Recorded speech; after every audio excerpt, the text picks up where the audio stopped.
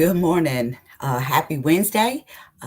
This is Just for Today. I'm Lisa Kaye with Promise Resource Network. What a kind of a warm morning this morning. It's kind of spoiling us, but that's how it goes in the Carolinas. Gonna give folks a few seconds to chime on before we dive into our subject this morning, our meditation this morning, our just for today thought this morning, whatever you use it for. But it's the ultimate act of power is surrender. This is a quote by Krishna, and it goes right along with our reading today and talking about self-will, letting it go, and how it trips us up and keeps us in trouble and keeps us kind of wandering around trying to figure out what in the heck we're doing wrong. And so this is something that I'm personally dealing with right now. We're going to talk about that in just a second. But welcome, guys. If you are on, let me know you're out there. And I'm so glad you're here with me live. Aaron Wells, just for today. Good morning, Aaron. Let my little chihuahua in. I hope you guys are having a great morning. Let me know you're out there. And we're going to get started this morning. This is an early morning offering from PRN, and it's just a way for us to be on early, just to reach folks that really like that kind of thing. And I do, because I'm an early bird. So I'm glad to know some of you do too. So we love seeing you chatting with us. So please do that. But just for today, it's just saying in the recovery rooms, NA, AA, Al-Anon, and others. And it's quite a layered slogan. It has many forms, but the one that we kind of home in on to is I'm paraphrasing, can we see something and hear something, experience something this morning that we can find value in, even if it's just for today, to add to our recovery journey, to whatever we're doing today. Maybe you are having the same kind of things going on in your own life. Those of us that are working hard in our recovery, we realize that we never arrive. And some of us need to or have the calling to jump in there in the mornings and do our meditation and do our prayers. And hopefully you will find this something that you can add at least 3 days a week to what you're currently doing. Please chat. Let me know what you think about our topic this morning. So much of what you put out there in the chats also is a part of planting seeds and for others to consider. Maybe something that you put in the chat. It's not always what falls out of me, but what you're inspired to put out there on the chat. So if you're watching now or you're watching later, I just ask that you share this if you feel led to, because this is a thing that we really struggle with in our recovery, is this power thing. In the initial, it's a great thing. We get freedom, and we have to be really careful as we navigate our recovery through the years that we don't try to take our power back. So we're going to talk about that for just a few minutes, but let me know you're out there. Before we get started, guys, want to put something up here for you to do or think about doing for us. So we received some money along with some other folks here in our community back during the pandemic that really helped us with our online classes and our warm line. And so part of that, was, Mecklenburg County. And so they really want to hear from you about your experiences with Promise Resource Network around our classes. If you've utilized the warm line, they just want to hear. So it's actually on our website. So I've got that up on my screen right now is the website address to PRN's website. You'll take the survey by clicking on the Take the Survey button. It's right on the front page.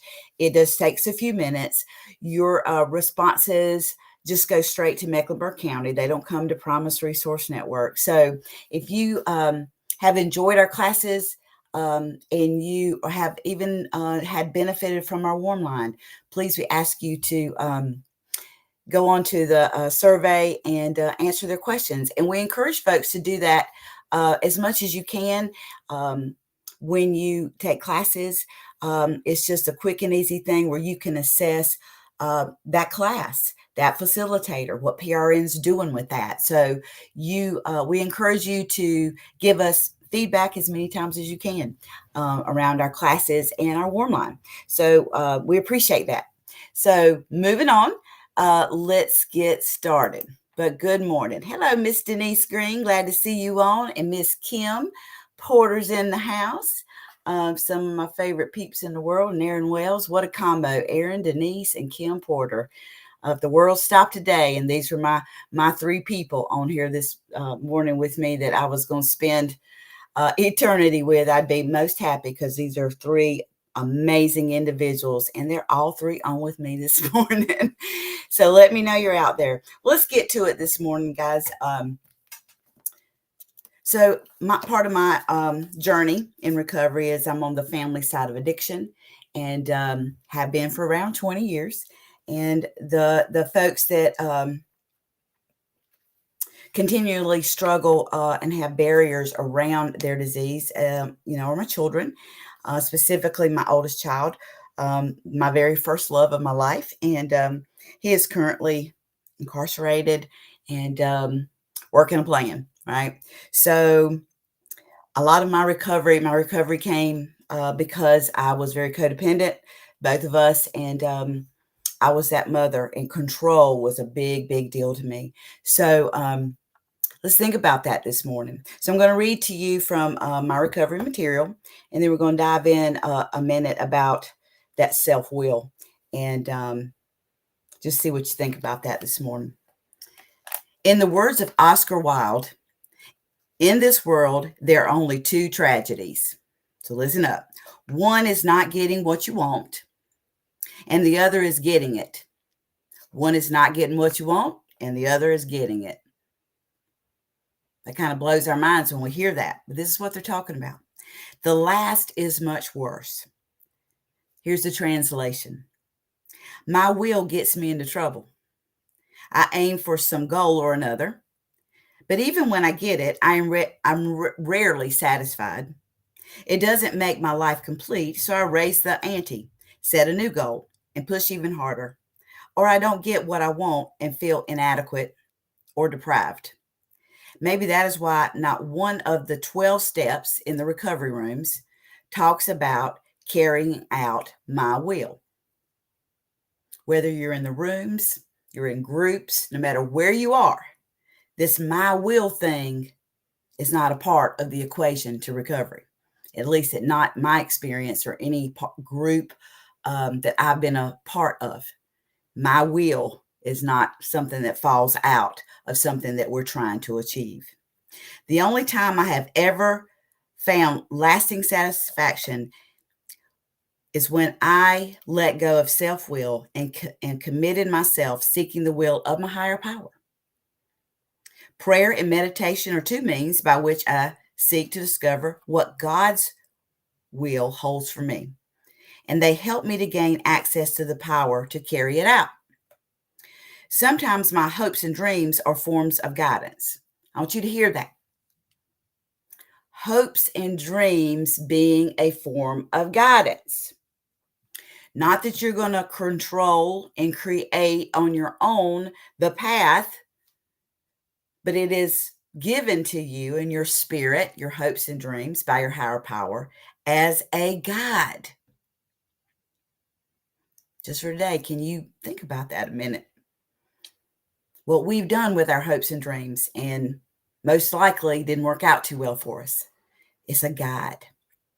When I am willing to place God's will above my own, those dreams have a chance of becoming a wonderful reality. So when we talk about God, we're talking about higher power. This particular material always mentions higher power, but also follows up with God. Many of us call our higher power something totally different, and that's okay. So I'm not promoting one or the other. Just be clear about that. PRN, we accept all past and accept all higher powers. Exactly. So I just want to make that clear. So just for today, the path to my true heart's desire is to surrender to the will of my higher power. Surrender to my will, surrendering your will to your higher power. We know that God, our higher power, can and will do anything that is for our ultimate good if we are ready to receive his help. If we're ready to receive his help. Well, guys, I don't know about you, but there were parts of this that I really didn't sit well with me, right? And I really started flashback into things of dissatisfaction or feeling deprived. And as I backtracked some of those experiences, I realized that it was not my will. I mean, it was my will. It was not my higher power's will. I didn't seek counsel. I didn't seek meditation and prayer and be open to surrendering and of my self-will and follow. I just remember many years ago, there was a wonderful pastor in my life. And I was going through a breakup with my first marriage. And I just remember him saying, and this came flooding back to me this morning. He said, I was very torn. I was very young with two children under the age of 23, going through a breakup, possible divorce at the time, feeling very convicted that I had done something wrong. I needed to stay in this abusive relationship no matter what for my children. And it had to be something I wasn't doing or seeing. And this wonderful man counseled me, and he put something in my head that really helped me start seeking God's will. I have to be honest and say that that's still a work in progress, right? Because there's still so much of us that try to do our self-will. But he said, Lisa, I hear what you're saying, but my question is to you. Was it God's will, your higher power will, that you marry this man in the first place? Go back and think a minute about how that relationship came to be. What were the things before you married him that probably were red flags? But really concentrate on, did you seek guidance, meditation, and prayer, and dig in deep to determine whether this particular person was you're supposed to be your husband? And I really did that even at a young age. And there was nothing I could say that I could feel that I had done anything around seeking God's will for this person to be my husband. That was some strong things, but it was so freeing. So it allowed me to, at that point, let go of that and really start seeking what my higher power would have me to do around this relationship and my children, my family. And I was able to be stronger and make some pretty significant decisions quickly for my safety and my children's safety as well. So there you go. So following that self-will gets us in trouble, right? And sometimes we have to think about, was that our higher power's will, and learn from it. So let's talk about that a minute. Self-will. Let me tell you what it is. It's stubborn.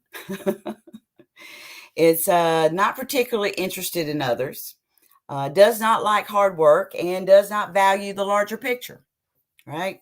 It centers around the now and focuses on immediate gratification, just like that marriage was. Oh, I was so young. I was 18, 17, 18, something like that. Oh, I couldn't wait to get married and put on that wedding dress and walk down that aisle and have flowers and presents and all of these things. I spent more time around that kind of gratification than I did the larger picture of being with this person for the rest of my life, and that how significant that commitment was. So our self also dislikes emotional pain. So our natural go-to when we are following self-will is to bury, ignore, or run away from our emotions. That's why some of us fall heavy and hard in addiction. That's whether it is actually drugs, alcohol, food, another person, shopping, whatever that is, right? That controls us, that kind of buries those emotions. Self really doesn't care about that the solution is slowly killing you. So the solution is doing all these self-gratifying things and pouring ourselves into these different things of addiction. And so our self really doesn't care because it's not looking at the big picture. It's looking at the moment gratification. Doesn't care that what we're doing to ourselves is a slow death, slow suicide, whatever you want to call it, of your life. May not even mean physical death. It may just rob you of your joy in your life as you walk this earth. Recognizing that self is causing harm is paramount to recovery. Recognizing that your self-will, those decisions that you are making completely on your own, controlling it without digging in deep, utilizing your higher power and all the gifts and the things that he throws our way to help guide us through this decision, that is paramount to our recovery. Those of you who are 12 steppers, you know this firsthand. Because in the 12-step program, what is step one?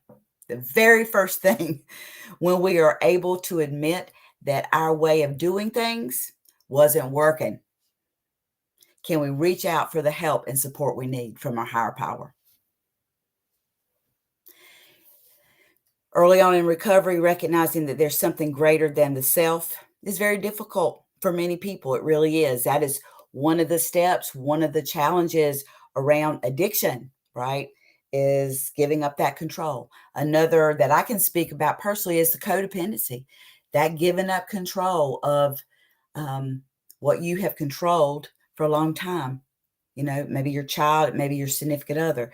These are very difficult for us.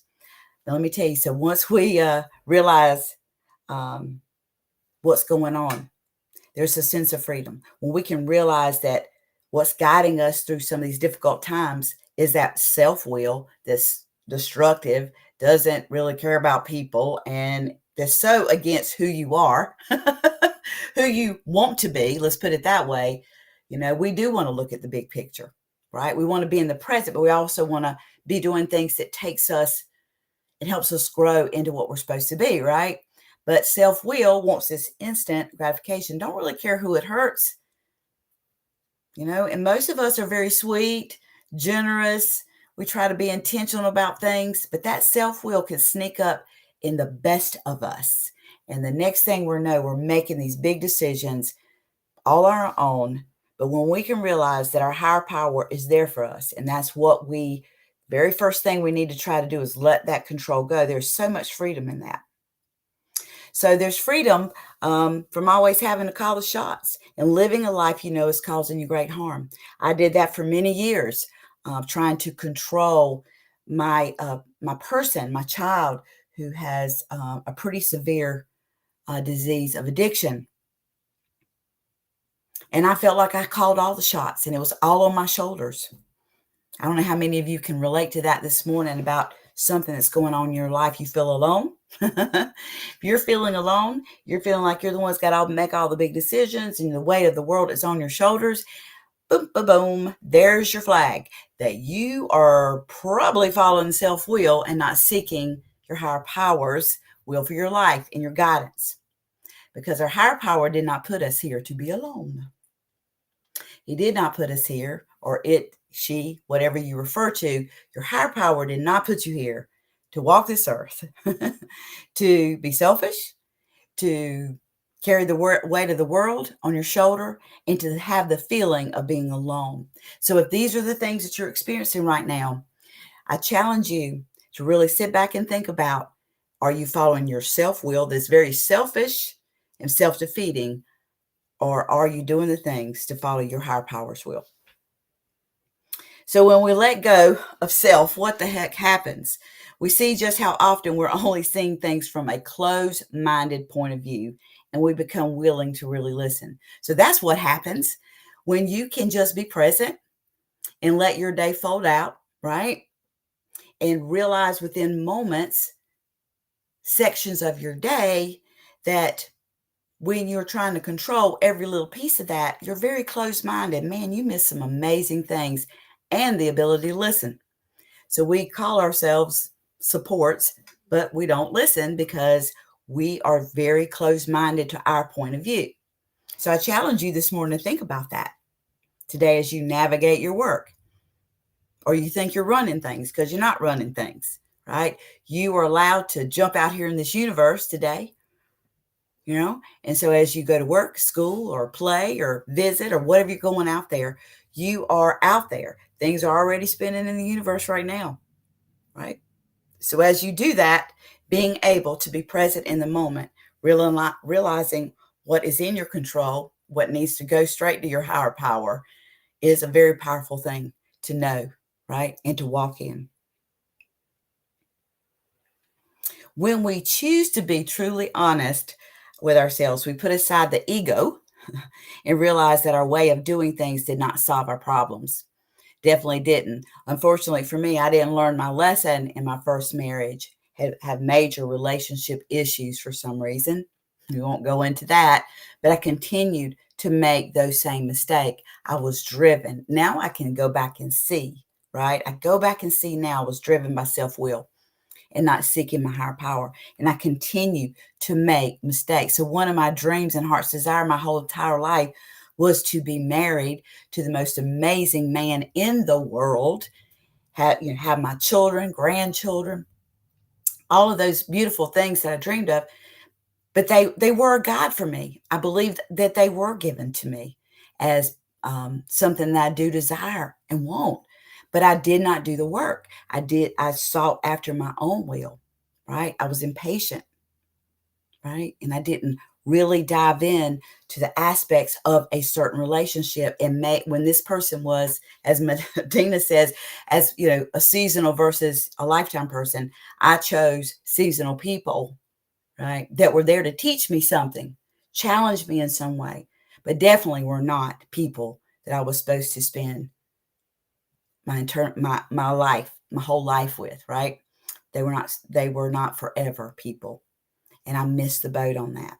In so many other areas now, as I dig in deep with the self-will thing, I know exactly where I've gone wrong. I can also grasp it that my higher power did give me my dreams and aspirations and my desires as a guide.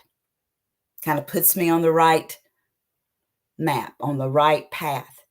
But it's up to me to reach out to my higher power to fully understand what is out there for me so I don't mess up, right?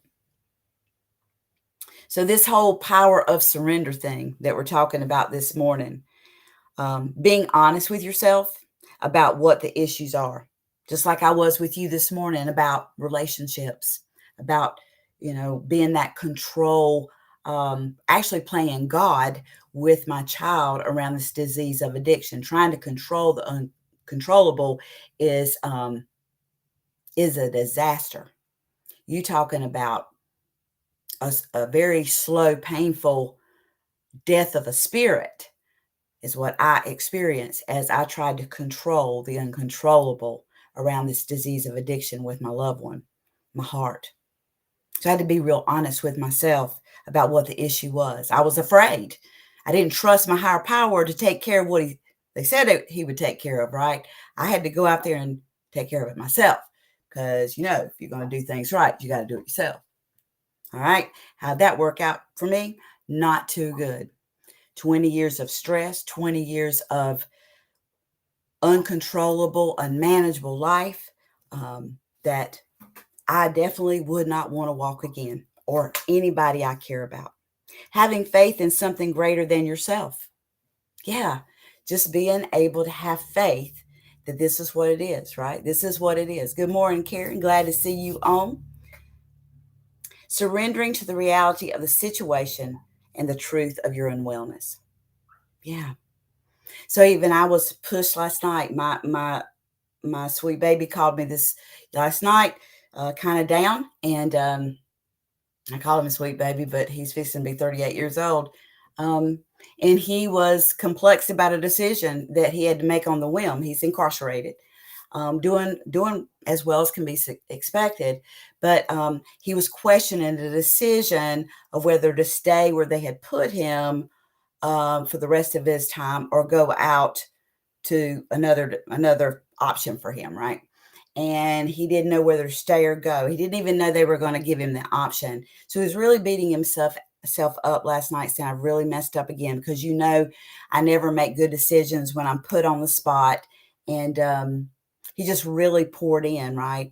And so part of me just kind of dove into feeling helpless and wanting to control this again, instead of just kind of letting it be. And so I knew then I've got some greater work to do before he comes home. Just that last night showed me, right? I went back in lessons learned, and I said, whoa, whoa, whoa. Even on the phone last night, I wanted to control it. I knew that he was going to reach out to someone that we both share as a great person in our life. And that person told me that they missed the call. And I instantly felt frustrated and almost cried, and actually said, I just give up. Because each time, he reaches out to this person that I feel like has some great wisdom and words, he always calls it the wrong time, right? So, when you're incarcerated, you call when they allow you to, right? So this 3 or 4 times this phone call's been missed, something like that, and I instantly just felt defeated. Right. So I knew there's my indicator that things didn't go as my will wanted them. So I instantly jumped in my meditation last night and even this morning. And I actually, as part of my process and my prayer, is that as this loved one continues to navigate this thing and comes up with barriers or has low points, that I continue to just release it, let it go to my higher power, and surrender it, because I had to sit with those feelings last night of helplessness, and actually said, I give up. And then I thought, Lisa never gives up. She's one of the stubbornest individuals most people know. So no, I don't give up. But I had that defeated feeling. Wasn't a good feeling. It really tripped me up for a little bit. When we let go of what is causing the most harm, we open up a pathway to change and healing, right? So when I let go of that this morning, really, I now can start the healing from it and preparing for what's to come, right? But this is much easier said than done, of course. The idea of surrender and accepting that our unwellness has taken over our lives is also an acknowledgement that we don't have the control we thought we did. That's really hard for us. There's a lot of still control freaks out there, and it's really hard for us to admit that and realize that we don't really control stuff. And that's one of the things I gave to my son last night, is he was setting up all these fearful scenarios around the decision that he made. And I said, son, you made the decision with the best that you could in the moment that you could with what you had to make it with. You didn't have all the information, because that's what prison is like, right? You can't say, hold up, can I talk to someone else about that? Can I counsel with somebody? You pretty much are treated like you're not human anyway. So I was really surprised that he even was given a choice. But because he was, and he made one on a whim, he had to make it right then and there. Now he's second guessing it, and he feels like he's doomed and gloomed. And guess what? I said to him, excuse my language, I said, you don't run shit. And I said, they don't run shit either. Your higher power runs it. So no matter what your decision was, whether it was right or wrong, your higher power is there with you now, will walk with you as you navigate this decision, whether it was the good thing or bad thing or the wrong thing or whatever you want to call it. Maybe it was a learning. So we had this little brief conversation around that, and I had to remind him, Joe, you don't run things. You don't run nothing, and they don't either. Seek your higher power, no matter where you end up, right? Great conversation. And he kept saying, you're right, mama. You're right, mama. You're right, mama. Right? So hopefully that gave him something to gnaw on, to chew on, to think about as he navigates and finds out whether this decision or not is going to be something to his liking. Either way, he's going to be okay. He's not alone. And I picture him wrapped in this beautiful, fuzzy, warm blanket where he is right now. And that blanket represents my higher power. That's where I put my control, is in that blanket, in my higher power's blanket around him. And I have to visualize that every time I start feeling these things around this child, right? This person that is the greatest love of my life, right? human life, right? All right. So the experience of uncertainty and the feeling that we don't have the control we believe is extremely scary. Trying to take control over the uncontrollable can definitely be a trigger for stress. Yeah, I got really good at walking in stress and anxiety, of being overwhelmed, being unhappy and depressed. I mean, I really put on a good mask. And if you could layered me off, you would that's exactly what you would have seen.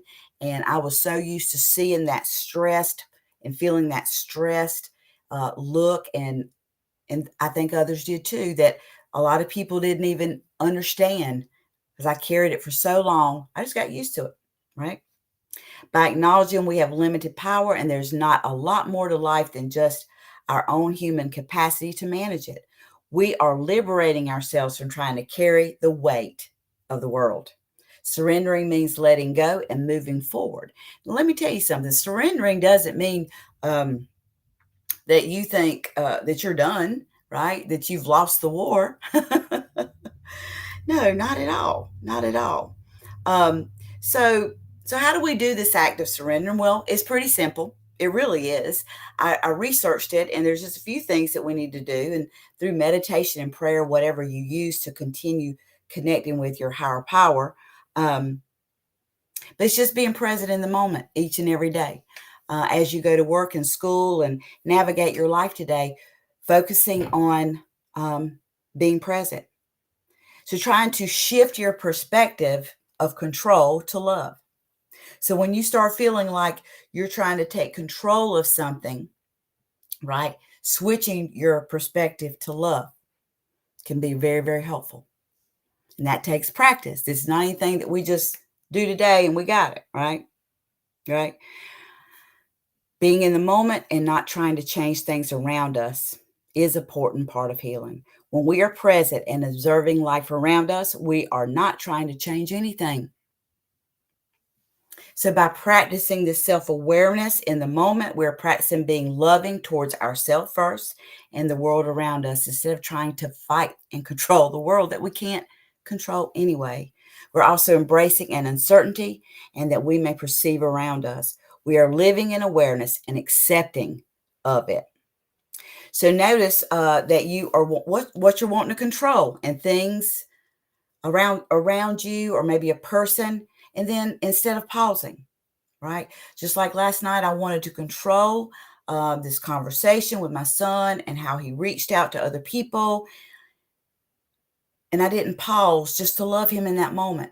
I did a little bit. I was able to hear him, but there for a moment, I got right into that old Lisa. That disease rose up of this control and codependency. So allow yourself to be aware of what you're trying to control. Notice the physical. I instantly changed. My shoulders went up. I could feel them, tenseness in my back, and this feeling of intense hopelessness came rolling through my body. And that is not a feeling that I really want to experience again.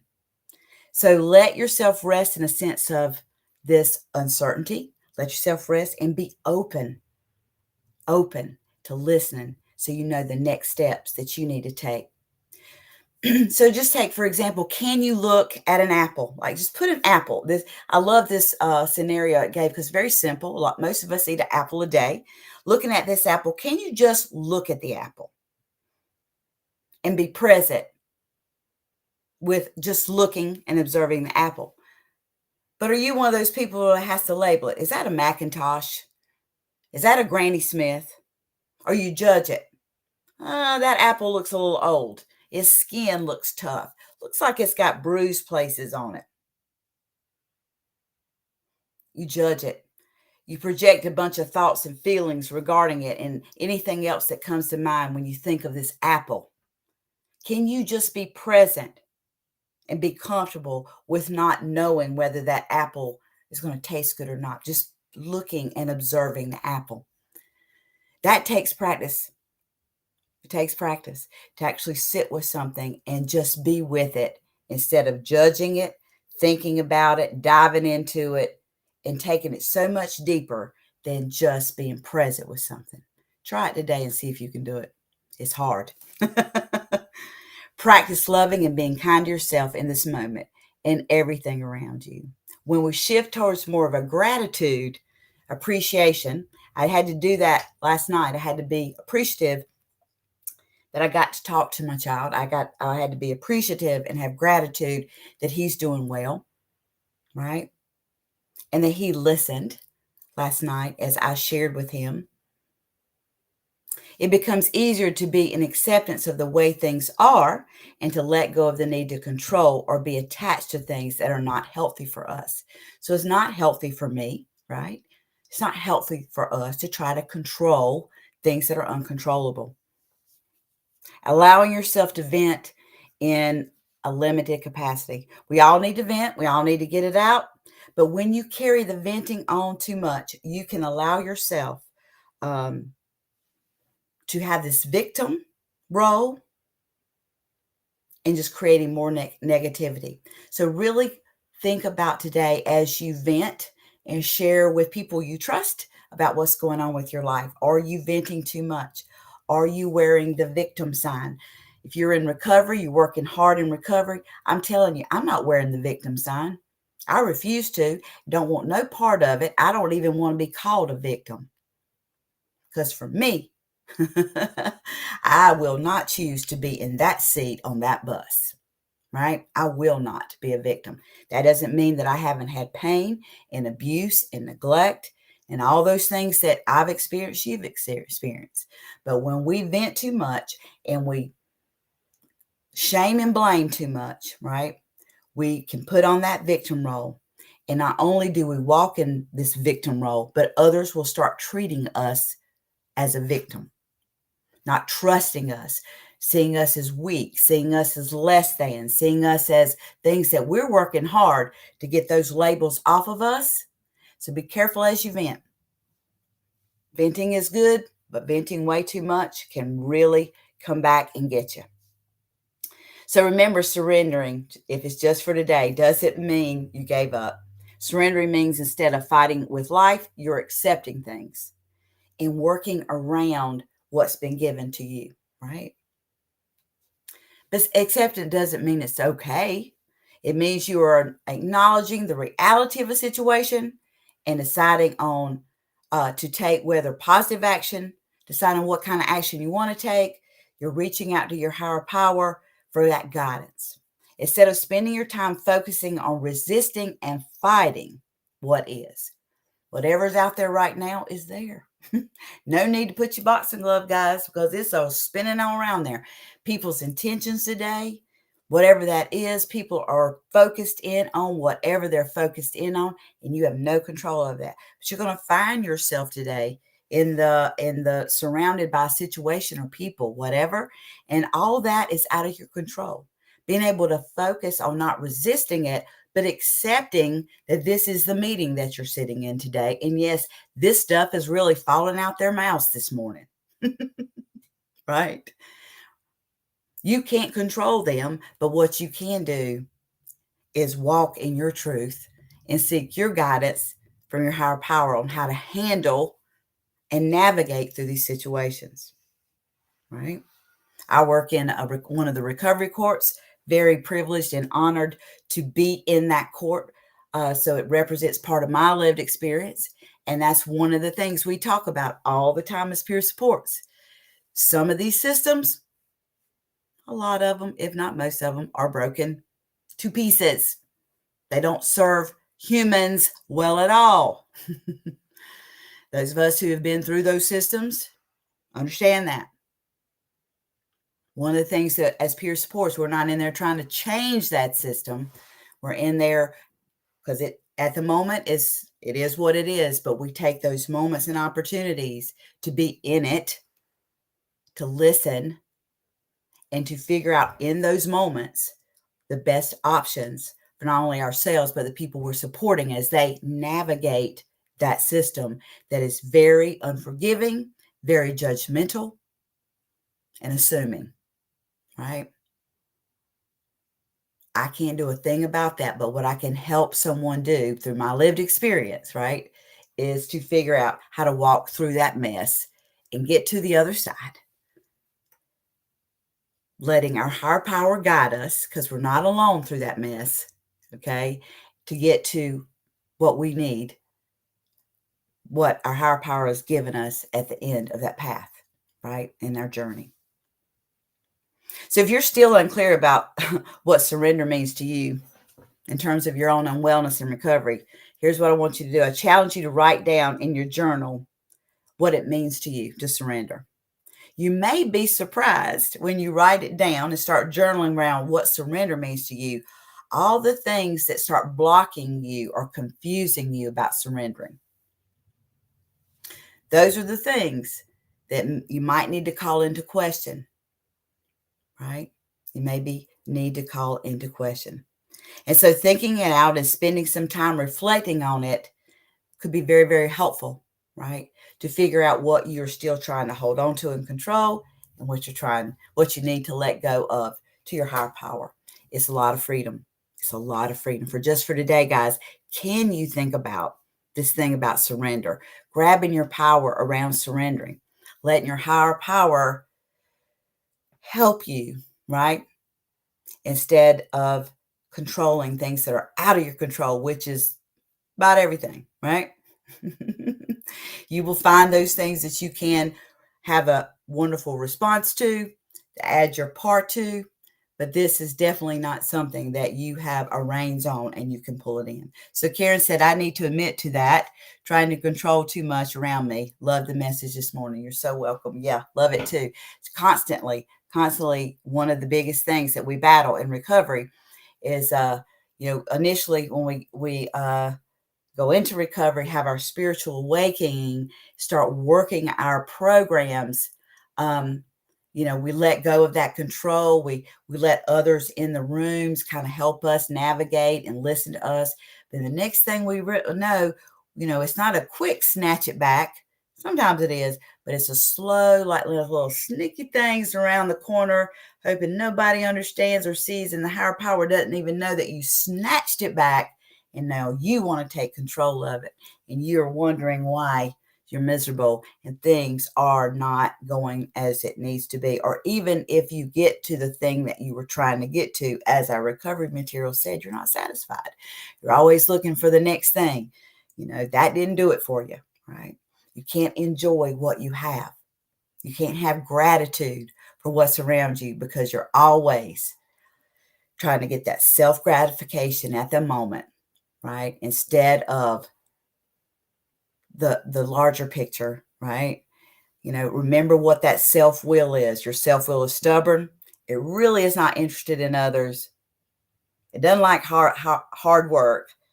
It doesn't really value the larger picture. And it centers around the now and focuses on immediate gratification. So guys, if that's the self-will, no wonder, no wonder. So just for today, can you think about what you're trying to do today, whatever you're in the midst of, right? Or is it your will? Or is it your higher power's will? What's going on around that? So just for today, can you dig in and start thinking about how amazing and how much freedom you can have if you will surrender and seek your higher power through meditation, prayer, going to your recovery rooms, working with your therapist, going to any kind of other support groups, your own readings, journaling, whatever you're doing, right? Those are the tools that we use to stay connected to our higher power. So I challenge you, are you doing that each and every day? Are you just doing it Monday, Wednesday, Friday? Are you doing it once a week? What are you doing with it, right? So it's that important. So you find yourself in the very places, around the very people, having the things that you need around you in your life, instead of always wondering and looking for the next thing and never being satisfied when you don't get your way, right? So challenge your self-will today.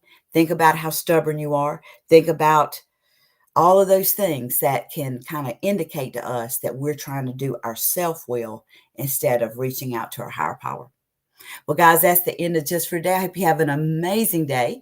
And remember to go on and take our survey and let the Mecklenburg County know how we're doing. We want to expand our programs and our warm line, and this can definitely let our community know that you've enjoyed our or gotten things out of what PRN is doing and want to see it to continue. Guys, you have a great Wednesday. We'll see you Friday at 6:30 for Just for Today.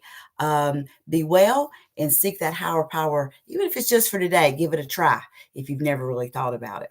All right, guys, I love you. Bye.